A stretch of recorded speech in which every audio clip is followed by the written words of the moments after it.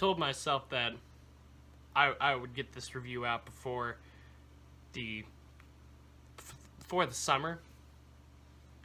That was last summer. So I might get this out now.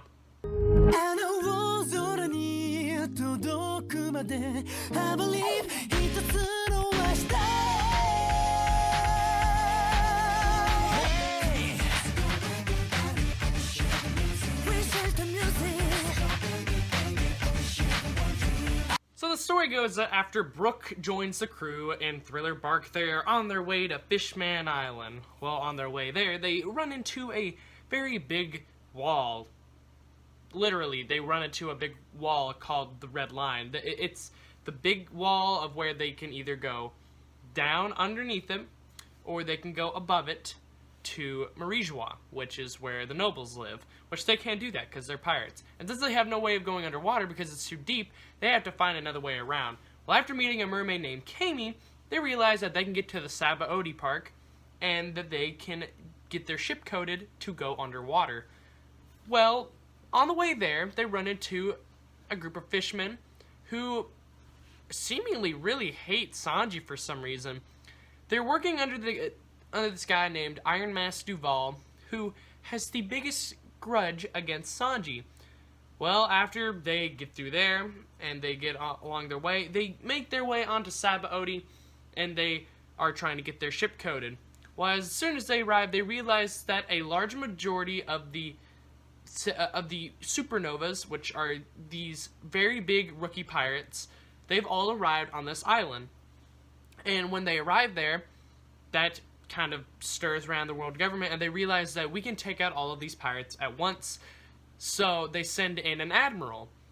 Well, it just goes into utter chaos between battles and battles. Somebody kidnaps Kami again and puts her up for ransom. Luffy has to go save her, and it just becomes absolutely crazy because it just escalates more and more, and people are just going everywhere, and it becomes pretty insane. In the matter of the 4 volumes that you have for Sabaody, it becomes completely insane with everybody running around and all this stuff happening. It is insane. So the story itself is pretty good right here.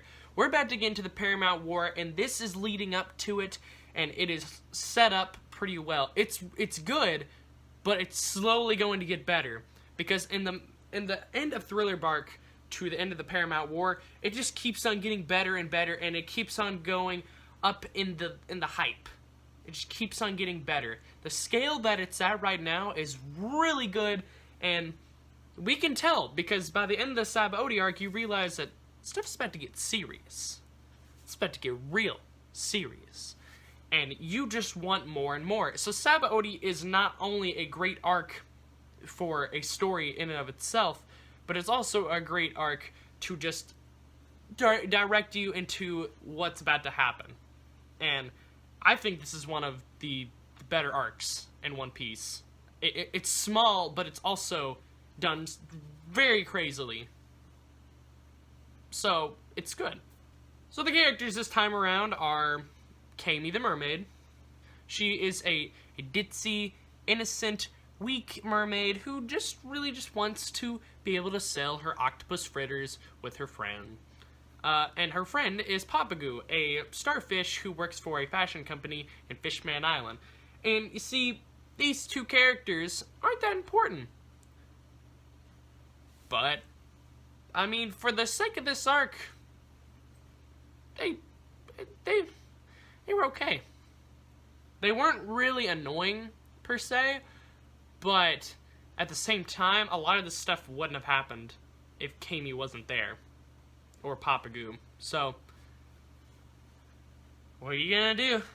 The next two characters I'd like to discuss are two people that are really big for their popularity in One Piece. Trafalgar Law and Eustace Kid. Both are two big supernovas that are also as the same as Luffy. They are very large pirates right now. Trafalgar Law has the ability of the Op fruit, which is he has this weird ability. He's like, everything just floats, and And then Kid has this power to loom metal and stuff. So the thing about Trafalgar Law is that he has a small crew, but he's very calm and collected, for the most part. And then Kid is not. He's very arrogant, and he really wants everybody to get out of his way to become king of the pirates. They all have the same goals, but they are all completely different people, because Trafalgar's calm, Kid is arrogant, and Luffy is just crazy. And so, it's 3 different people that you get to see, because they do get shown off in battle together, but I really do like these 2 characters. They are pretty good. And finally, we have Admiral Kizaru. Yeah, that's him. He has the ability of the Beam Fruit, and he is absolutely a tank. He takes out a group of pirates so easily, it's not even funny. He is on a whole other scale. Basically like what happened in the Davy Backfights arc. It is crazy what he is able to do, and what he is able to, what he is shown off to do. Because he is just so much more powerful than any of the people who we see right now, and he is a big threat. And so when he comes in, everybody's like, whoa, stuff's about to get serious, like real serious. And it does. And it's crazy. This time around, the characters were pretty good. I mean, we got some okay characters. Nobody was really useless. And, I mean, Brooke got some time on the screen. And everybody really got their time to shine. And it's like, everybody kind of showed off why they were useful to the Straw Hats in this arc, which was a really good reminder because of what all happened. You need a reminder of why they are all so useful to the Straw Hat crew and why Luffy actually does need them. And the thing is that all these characters, all the returning characters and all the new ones, they were all set up in a situation of where they were all completely useful and they weren't like thrown out. They were actually pretty okay, and that's good to have in such a large series, to have these characters that you set up actually be used, which is not really what happened in the Thriller Bark arc, but I'm glad that Oda finally picked himself up from the last arc. The art this time around was really good. Oda, I realized, ever since Enies Lobby, he's been using more lines and stuff to really describe everything. Everything kind of looks kind of more curly to me, and everything's just kind of got a little bit more detail, and the art it's good.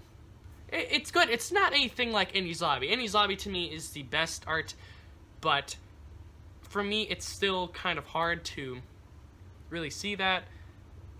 Like here, that it is not as good as Enies Lobby, but it is still really good. So this arc, even though it was small, and I don't have a lot to talk about for this arc, because this arc is really small. It is an important arc, but I want you to go and read it yourself, because this is an arc that if I explained to you and I spoiled it to you, I'd feel bad about myself.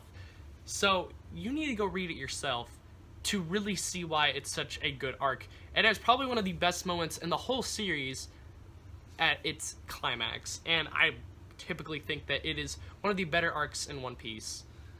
So with all of the good characters and with all of the good moments and everything, and especially its length for One Piece is really good to make an arc.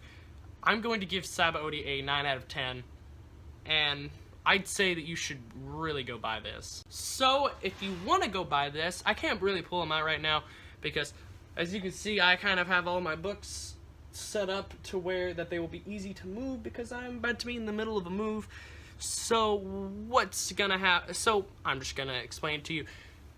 Volumes 50 through 54 are what you would want from Sabaody if you want to read the whole thing, and you can go pick those up single volumes if you want to. It won't be that much.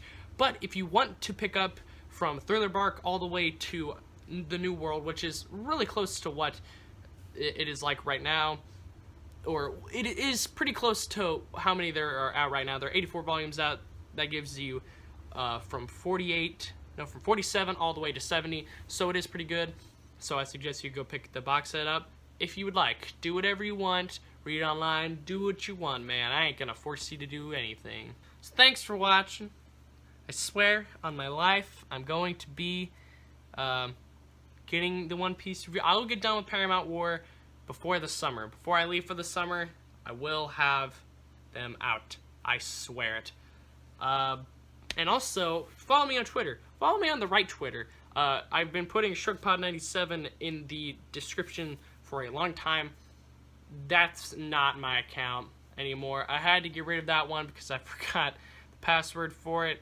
And I got that one. And I finally ended up deleting it because the one that I use right now is the ShrugPoot account, the ones that you can find in like the My Hero Academia video, and you can see all of that there.